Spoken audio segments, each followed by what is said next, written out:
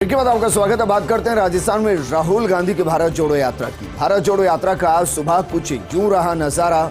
सुबह 6 बजे जोश के साथ कई मंत्रियों और नेताओं ने राहुल गांधी के साथ कदम ताल मिलाए, लेकिन थोड़ी देर बाद ही फूल गई कई मंत्रियों और नेताओं की सांसें, और सांसें फूलने पर मंत्री और नेता बैठ गए अपने अपने वाहनों में। पैदल चलने के दौरान पीसीसी चीफ गोविंद डोटासरा के पांव में भी तकलीफ आई। हालांकि डोटासरा पूरे जज्बे के साथ सुबह चले राहुल के साथ पैदल। मंत्रियों में प्रताप सिंह खाचरियावास, लालचंद कटारिया, अशोक चांदना, उदयलाल आंजना, गोविंद मेघवाल लगातार राहुल गांधी के साथ चल रहे। कांग्रेस नेता रघुवीर मीणा की पदयात्रा के दौरान तबीयत ही बिगड़ गई। यात्रा में साथ चल रही एम्बुलेंस से डॉक्टर्स ने झालावाड़ पहुंचाया। सोनिया गांधी कोटा में भारत जोड़ो यात्रा में होंगी शामिल। 8 दिसंबर को सोनिया गांधी के कोटा आने का बन रहा कार्यक्रम। 9 दिसंबर को सोनिया गांधी का 76वां जन्मदिन है। कोटा में भारत जोड़ो यात्रा में वो जन्मदिन मनाएंगी। 9 दिसंबर को कोटा आरटीओ से कुछ देर पदयात्रा कर सकती हैं सोनिया गांधी। सूत्रों के मुताबिक प्रियंका गांधी भी साथ आ सकती हैं राजस्थान। इससे पहले सोनिया गांधी कर्नाटक के मंड्या जिले में शामिल हुई थी और यात्रा के कोटा संयोजक रविंद्र त्यागी ने ये जानकारी साझा की।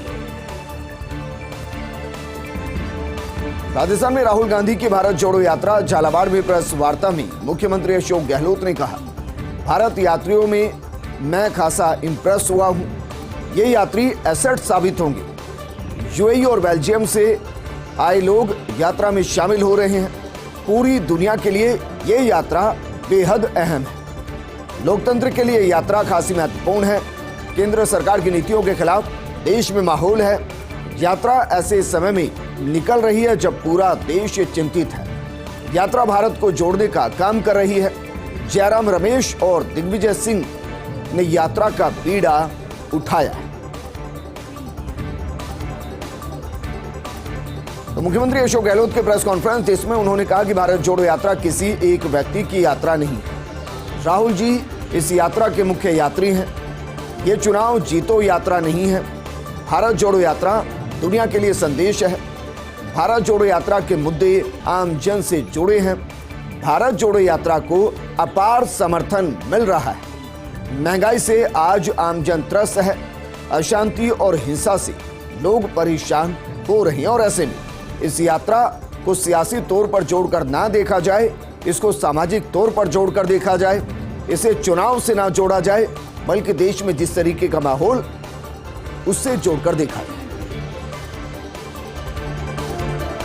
वहीं कांग्रेस नेता जयराम रमेश के प्रेस कॉन्फ्रेंस, उन्होंने कहा कि भारत जोड़ो यात्रा किसी एक व्यक्ति की यात्रा नहीं है। भारत को नई दिशा दिखाने के लिए ये यात्रा निकाली जा रही है। असंविधान को नजरअंदाज किया जा रहा है। आज इन सभी खबरों को देखते हुए यात्रा निकाली जा रही है। राहुल गांधी जी इस यात्रा के मुख्य यात्री हैं। अभी तक हम 7 राज्यों से निकल चुके हैं और ये 8वां राज्य है। ये यात्रा चुनाव जीतो यात्रा नहीं है। हम उम्मीद करते हैं कि इससे संगठन को मजबूती मिलेगी। कांग्रेस नेता जयराम रमेश के प्रेस कॉन्फ्रेंस, कहा कि 26 जनवरी से हाथ जोड़ो अभियान चलाया जाएगा। जिले के स्तर पर अधिवेशन होंगे। राज्य स्तर पर रैलियां निकाली जाएंगी। 26 जनवरी से पहले राहुल जी श्रीनगर में तिरंगा फहराएंगे और इसी के साथ ही ये जो भारत जोड़ो यात्रा चल रही है, इसका समापन हो जाएगा। बीते 15 दिन से मैं एमपी में अपनी जान हथेली पर रखकर चल रहा था। आज मैंने 15 दिन बाद राजस्थान में प्रवेश करके राहत की सांस ली। मध्य प्रदेश में तो हमें जगह जगह सड़कों पर गड्ढे मिले। मैं गहलोत जी को धन्यवाद देता हूं कि राजस्थान की सड़कें अच्छी हैं। उदयपुर में G20 शेरपा सम्मेलन का आज दूसरा दिन।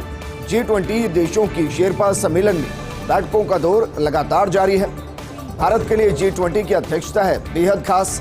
पूरी दुनिया में अलग अलग इश्यू पर चर्चा करना बेहद जरूरी है। दुनिया में 200 मिलियन लोग गरीबी रेखा के नीचे आते हैं। कोरोना काल में करीब 100 मिलियन की नौकरी गई है। भारत का नेतृत्व अच्छा हो और अच्छा काम हो रहा है, इस पर फोकस होना चाहिए। शेरपा सम्मेलन में 12 कार्यकारी समूह करेंगे 2 दिन चर्चा। 12 मंत्रालयों के इशू नोट कर 2 दिन चर्चा होगी। इनमें global economics, sustainable growth, green development, digital transforming जैसे विषयों पर सम्मेलन में चर्चा होगी। महिला केंद्रित विकास पर भी खास फोकस रहने वाला है। 7 दिसंबर तक लेक सिटी में आयोजित हो रहा G20 सम्मेलन और भारत के शेरपा अमिताभ कांत ने ये जानकारी साझा की। खनन क्षेत्र से आ रही इस वक्त की बड़ी खबर, भीलवाड़ा में एक्सप्लोरेशन के दौरान मिले कॉपर के भंडार। इससे पहले भीलवाड़ा में आयरन के भंडारों की पुष्टि हुई थी। RSMET द्वारा करवाया जा रहा एक्सप्लोरेशन कार्य। राजस्थान में देश के सर्वाधिक 54% कॉपर के भंडार हैं। अब भीलवाड़ा के चांदगढ़ में भी आयरन के साथ कॉपर के भंडार मिले हैं। खनन क्षेत्र में नित नए इतिहास रच रहा है राजस्थान कॉपर भंडार मिलने पर ACS डॉक्टर सुबोध अग्रवाल ने खुशी जाहिर और कहा कि बेशकीमती खनिजों के भंडार और दोहन में राजस्थान हो रहा अग्रणी राज्यों में शुमार। लखनऊ गुवाहाटी में पिछड़ रहा जयपुर एयरपोर्ट। इस बार पर्यटन सीजन हवाई यात्रा के लिहाज से साबित हो रहा बिल्कुल फीका। हवाई यात्रियों की संख्या में नहीं दिख रही अपेक्षाकृत बढ़ोतरी। अक्टूबर माह में 3,89,000 रखी हवाई यात्रियों की संख्या, जबकि लखनऊ एयरपोर्ट से 4,46,000 यात्री उड़ान भर रहे। वहीं गुवाहाटी एयरपोर्ट पर 4,50,000 यात्रियों की संख्या रही। पर्यटन सीजन में इन दोनों एयरपोर्ट से ज्यादा यात्री रहते थे अमूमन जयपुर में। हालांकि अब यात्रियों की संख्या में बढ़ोतरी धीरे धीरे दिखाई दे रही है। और इसी के साथ जयपुर एयरपोर्ट पर फ्लाइट्स की संख्या भी बढ़ गई है। एयरपोर्ट अथॉरिटी के आंकड़ों में एयरपोर्ट पर बढ़ा फ्लाइट संचालन। जयपुर एयरपोर्ट से अक्टूबर माह में 3,381 फ्लाइट्स का संचालन हुआ, यानी हर दिन औसतन 54.53 फ्लाइट्स का संचालन हुआ, यानी कि 54 से 55 के आसपास फ्लाइट का संचालन हुआ।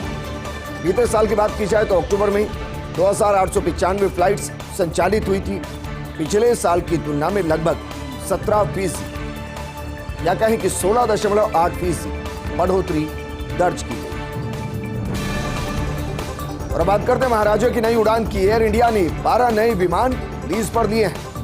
6 छोटे आकार के एयरबस 320 नियो विमान लिए गए हैं, जबकि 6 विशाल आकार की बोइंग 777 विमान लीज पर लिए गए। इन विमानों को साल 2023 की शुरुआत में बेड़े में जोड़ा जाना संभव है। इन्हें छोटे और लंबे इंटरनेशनल रूट्स पर चलाया जाएगा। इससे पहले भी इस साल एयर इंडिया लीज पर ले चुकी 30 विमान, 21 एयरबस 320, 4 एयरबस 321 और 5 बोइंग 777 लिए गए। और इस तरह इस साल अब तक कुल 42 विमान लीज पर लिए जा चुके हैं। इन विमानों से इंटरनेशनल एयर कनेक्टिविटी को मजबूत करेगी एयरलाइंस। दिल्ली से मिलान, वियना, कोपेनहेगन के लिए फ्लाइट चलेंगी, जबकि मुंबई से न्यूयॉर्क, पेरिस और फ्रैंकफर्ट की फ्लाइट्स संचालित होंगी।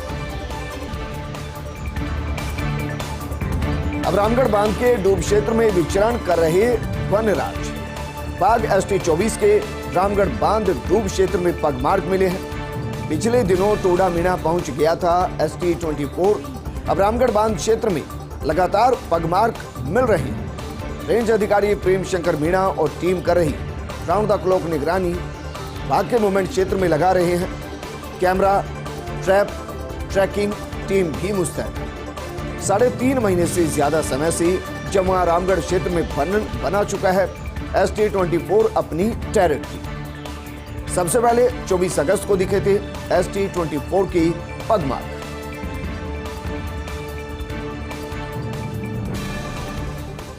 इस बुलेटिन में